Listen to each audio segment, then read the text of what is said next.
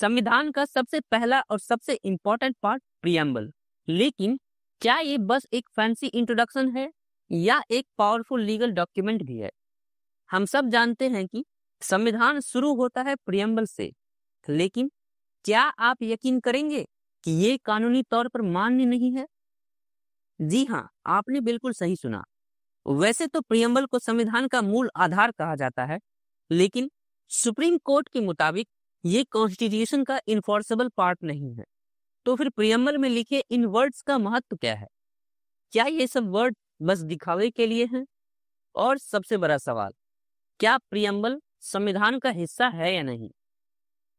अगर preamble legally binding नहीं है, तो क्या पार्लियामेंट इसमें चेंजेस कर सकती है? नमस्कार दोस्तों, स्वागत है आपका हमारी इस सीरीज प्रियम्बल मेड इजी के डे 10 में। पिछली वीडियोज में हमने प्रियम्बल में लिखे हर एक वर्ड को डिटेल में समझा और ये भी जाना कि प्रियम्बल का असली महत्व क्या है। इस वीडियो में हम लोग ये जानेंगे कि प्रियम्बल का लीगल स्टेटस क्या है, वो हमारे कॉन्स्टिट्यूशन का हिस्सा है या नहीं। तो दोस्तों, कुर्सी की पेटी बांध लीजिए और पेन पेपर लेकर बैठ जाइए। चलिए शुरू करते हैं। शुरू करने से पहले आपको बता दूं कि हमने बड़ी ही मेहनत से ये प्रियम्बल मेड इजी सीरीज आपके लिए बनाई है, जिसमें हमने प्रियम्बल के हर एक पहलुओं को अच्छे से एक्सप्लेन किया है, रियल लाइफ एग्जांपल्स के थ्रू हर एक टॉपिक को समझाया है। अगर आपने हमारी पिछली वीडियोज अभी तक नहीं देखी है तो आई बटन को क्लिक करके प्रियम्बल की पूरी प्लेलिस्ट देख सकते हैं और आपको डिस्क्रिप्शन में भी हमारी प्लेलिस्ट की लिंक मिल जाएगी, आप वहां से भी इसे एक्सेस कर सकते हैं। टॉपिक पर वापस आते हैं। ये सवाल काफी चर्चा में रहा है कि क्या प्रियम्बल सिर्फ एक फिलोसॉफिकल इंट्रोडक्शन है या एक लीगली बाइंडिंग डॉक्यूमेंट भी है। अगर प्रियम्बल लीगली बाइंडिंग नहीं है तो फिर इसका कॉन्स्टिट्यूशन में होने का महत्व क्या है, और क्या हम लोग प्रियम्बल को एक मिनी कॉन्स्टिट्यूशन के रूप में देख सकते हैं? इन सवालों के जवाब जानने के लिए हम दो महत्वपूर्ण केसेस को भी डिस्कस करेंगे। पहला, बेरूबारी यूनियन केस 1960, दूसरा केशवानंद भारती केस 1973। केशवानंद भारती केस से पहले प्रियम्बल के लीगल स्टेटस को लेकर काफी कंफ्यूजन थी। ये कंफ्यूजन मेनली प्रियम्बल की ड्राफ्टिंग हिस्ट्री की वजह से थी। मतलब कि जिस तरीके से प्रियम्बल को ड्राफ्ट किया गया और अपनाया गया और उससे रिलेटेड डिसीजंस लिए गए, उससे कंफ्यूजन और बढ़ गया कि ये इम्पोर्टेंट हिस्सा है या नहीं है। कॉन्स्टिट्यूएंट असेंबली की पहली बैठक 9 दिसंबर 1946 को हुई। इस दिन डॉक्टर सच्चिदानंद सिन्हा को टेम्पोररी चेयरमैन बनाया गया। दूसरी बैठक 11 दिसंबर 1946 को हुई और इस दिन संविधान सभा ने अपने सभी इंपॉर्टेंट मेंबर्स को इलेक्ट किया। और तीसरी बैठक में 13 दिसंबर 1946 को सबसे पहले ऑब्जेक्टिव रिजोल्यूशन को ही संविधान सभा में प्रस्तुत किया गया था और 7 दिन की डिबेट्स और डिस्कशन के बाद ऑब्जेक्टिव रिजोल्यूशन को गाइडिंग फ्रेमवर्क के रूप में अडॉप्ट किया गया था। ध्यान देने वाली बात है कि ऑब्जेक्टिव रिजोल्यूशन को बस गाइडिंग फ्रेमवर्क के रूप में अडॉप्ट किया गया था, ना कि संविधान के ड्राफ्ट वर्जन में इसको इंसर्ट किया गया था। कॉन्स्टिट्यूशन मेकिंग के पूरे डिबेट्स के दौरान इस रिजोल्यूशन को रेफर किया जाता था कि हम लोगों ने जो आइडियाज तय किए हैं उस दिशा में हम लोग बढ़ रहे हैं या नहीं। और इतना ही नहीं, कॉन्स्टिट्यूएंट असेंबली ने सेकेंड रीडिंग के दौरान नवंबर 1948 से लेकर अक्टूबर 1949 तक प्रीएम्बल पर लंबी चर्चा भी की थी और 17 अक्टूबर 1949 को प्रीएम्बल में लिखे हुए टेक्स्ट को फाइनलाइज भी किया था। लेकिन फिर भी इसे सबसे लास्ट में 26 नवंबर 1949 को अडॉप्ट किया गया था और इसे अडॉप्ट भी किया गया तो इसे बस प्रीफेस की जगह दी गई। और इसी वजह से शुरुआत के दशकों में प्रियम्बल को सिर्फ एक इंटरप्रेटिव गाइड माना जाता रहा। अब ये इंटरप्रेटिव गाइड क्या है? इंटरप्रेटिव गाइड का मतलब होता है किसी चीज की व्याख्या करने में मदद करने वाला एक संदर्भ या स्रोत।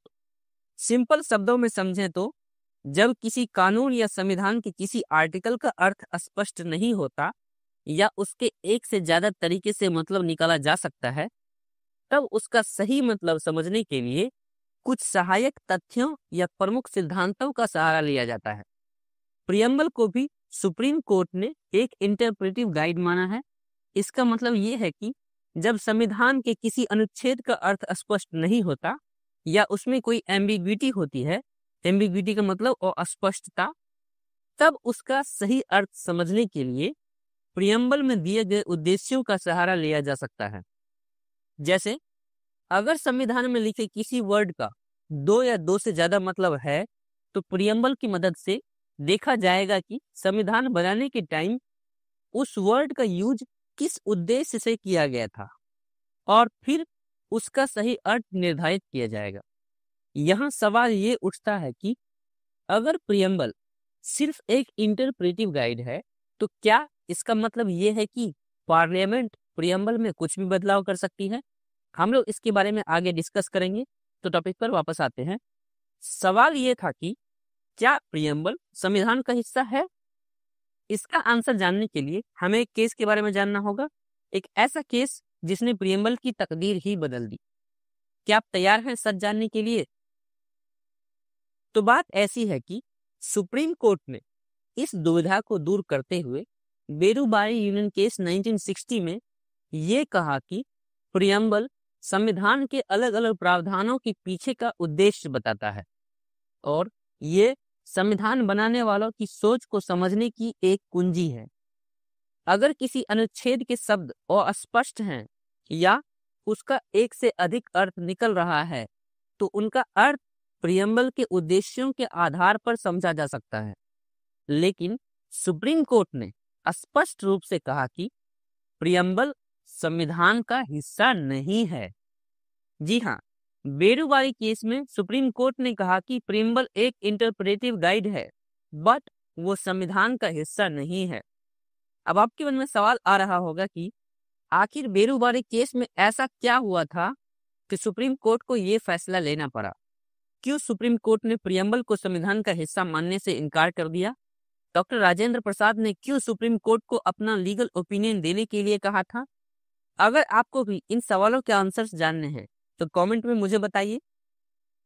एक अलग वीडियो में हम लोग बेरूबारी यूनियन केस को इन डेप्थ में डिस्कस करेंगे और इन सभी सवालों के आंसर्स जानेंगे। टॉपिक पर वापस आते हैं। बेरूबारी केस के इस फैसले का प्रभाव ये पड़ा कि प्रियम्बल की महत्वपूर्ण भूमिका कमजोर हो गई। इस केस ने प्रियम्बल की कानूनी शक्ति को एक प्रकार से कमजोर कर दिया और प्रियम्बल को सिर्फ एक भूमिका या इंटरप्रेटिव गाइड की तरह देखा जाने लगा। क्या कहानी यही खत्म हो गई?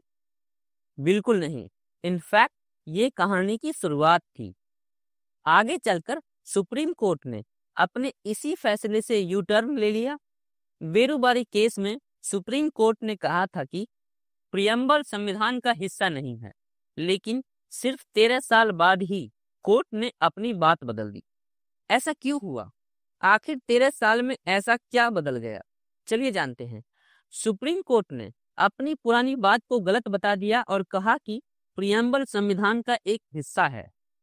कोर्ट ने यह भी कहा कि प्रियम्बल बहुत ही महत्वपूर्ण है और संविधान की व्याख्या प्रियम्बल में लिखे हुए ग्रैंड और नोबल आइडियल्स के थ्रू की जानी चाहिए। इसका मतलब कि प्रियम्बल में जो बेशकीमती आदर्श लिखे हैं, हमारे संविधान को उन्हीं आदर्शों के थ्रू समझा जाना चाहिए। असल में हुआ ये कि केशवानंद भारती केस 1973 में 13 जज की बेंच ने साफ कह दिया कि प्रियम्बल संविधान का एक अभिन्न हिस्सा है। इस फैसले के थ्रू सुप्रीम कोर्ट ने बेरूबारी केस 1960 की पुरानी डिसीजन को पलट दिया। In fact chief justice S M. Sikri ji ने कहा कि प्रियम्बल संविधान के लक्ष्य और हमारी आकांक्षा को व्यक्त करता है, इसलिए इसका महत्व बहुत ज्यादा है और इसके बिना संविधान को सही तरीके से समझा नहीं जा सकता। सवाल ये उठता है कि अगर प्रियम्बल संविधान का हिस्सा है तो क्या इसका मतलब ये है कि हम इसको सुप्रीम कोर्ट में चैलेंज कर सकते हैं? इसका जवाब हम लोग आगे डिस्कस करेंगे। कोर्ट ने यह भी स्पष्ट किया कि प्रियम्बल को संशोधित किया जा सकता है, लेकिन ऐसा कोई भी संशोधन नहीं हो सकता जो बेसिक स्ट्रक्चर डॉक्ट्रिन के विपरीत हो। अब ये बेसिक स्ट्रक्चर डॉक्ट्रिन क्या है? केशवानंद भारती केस में ही कहा गया कि संविधान की कुछ मूलभूत विशेषताएं हैं, जैसे कि सेक्युलरिज्म, लोकतंत्र और न्यायिक समीक्षा, जिसको जुडिशियल रिव्यू भी कहते हैं, ये सब संविधान के बेसिक स्ट्रक्चर के अंतर्गत आते हैं और इन्हें संविधान में संशोधन के माध्यम से भी बदला नहीं जा सकता। इस केस का सबसे बड़ा योगदान यही रहा कि इसने प्रियम्बल के मूल्यों को संविधान के बेसिक स्ट्रक्चर से जोड़ दिया। कोर्ट ने सोरेन, डेमोक्रेटिक, रिपब्लिक और सेक्युलरिज्म जैसे शब्दों को संविधान का अपरिवर्तनीय और मूलभूत अंग माना। इसका मतलब यह है कि प्रियम्बल में लिखे हुए मूल्य सिर्फ अलंकारिक शब्द ही नहीं हैं, बल्कि ये संविधान के आधारभूत सिद्धांत हैं। केशवानंद भारती केस के बाद एक और सवाल चर्चा में आया कि क्या प्रियम्बल कोर्ट में लागू हो सकता है? केशवानंद केस जजमेंट के बाद प्रियम्बल संविधान का हिस्सा है, इसमें कोई दो राय नहीं है, लेकिन प्रियम्बल में लिखा हुआ कोई भी आदर्श डायरेक्टली कोर्ट में लागू नहीं हो सकता। मतलब कोई भी नागरिक सिर्फ ये कहकर केस नहीं दाखिल कर सकता कि उसके अधिकारों का उल्लंघन प्रियम्बल के आदर्शों के विरुद्ध हो रहा है। लेकिन प्रियम्बल एक महत्वपूर्ण व्याख्यात्मक भूमिका निभाता है, इसमें कोई संदेह भी नहीं होना चाहिए।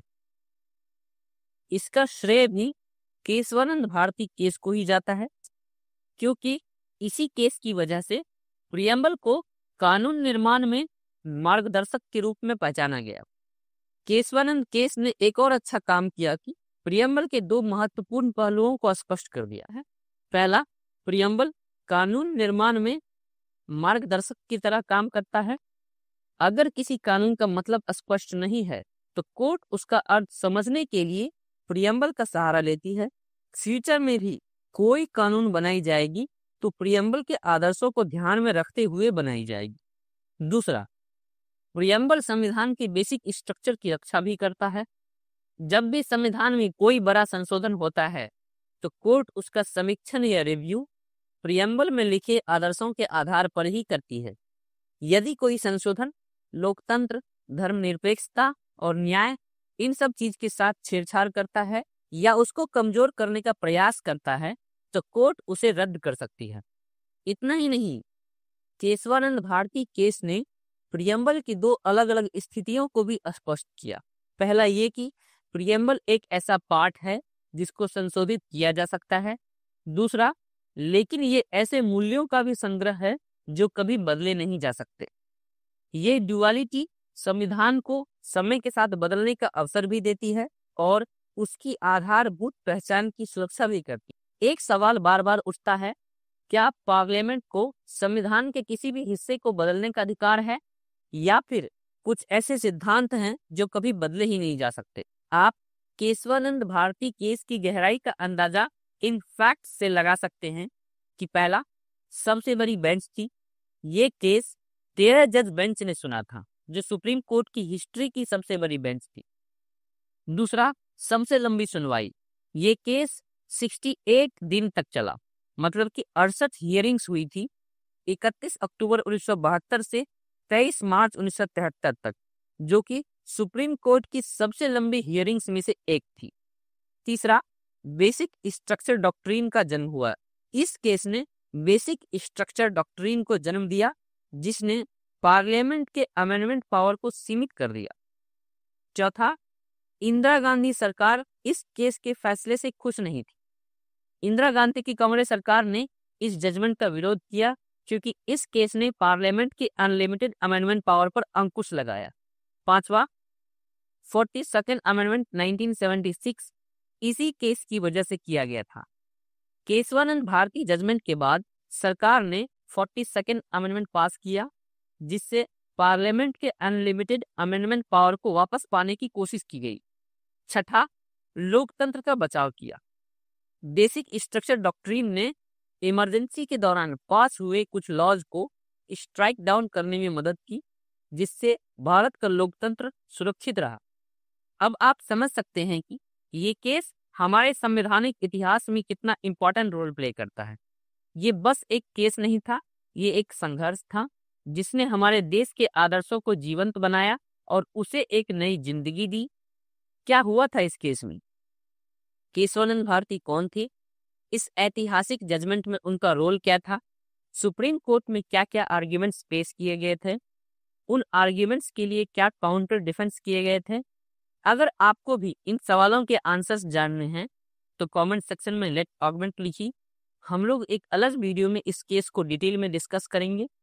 आगे बढ़ने से पहले एक सवाल आपके लिए, बेरुबारी यूनियन केस और केशवानंद भारती केस के अलावा भी एक ऐसा जजमेंट है जो प्रियम्बल की लीगल पावर को चैलेंज करता है, क्या आप उसके बारे में जानते हैं? कमेंट सेक्शन में बताइए। अगर आपको ये वीडियो पसंद आई हो और आप इंडियन पॉलिटी को और भी आसान तरीके से समझना चाहते हैं तो प्रियम्बल मेड इजी सीरीज की पूरी प्लेलिस्ट देखना ना भूलें। आपको क्या लगता है, प्रियम्बल को लीगली इन्फोर्सेबल होना चाहिए या नहीं? कमेंट करके बताइए। और अगर आप चाहते हैं कि बेरुबारी केस और केशवानंद भारती केस पर एक डिटेल्ड वीडियो जल्दी लाई जाए तो कमेंट सेक्शन में नेक्स्ट वीडियो चाहिए लिखना ना भूलें। चैनल को सब्सक्राइब करें और बेल आइकन दबाएं ताकि इंडियन कॉन्स्टिट्यूशन के हर इंपॉर्टेंट टॉपिक को हम आपके लिए सिंप्लीफाई कर सकें।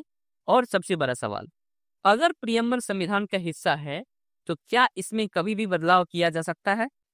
ये जानने के लिए हमारी अगली वीडियो का इंतजार कीजिए। मिलते हैं अगली वीडियो में, तब तक के लिए let's learn, let's discuss, let's augment.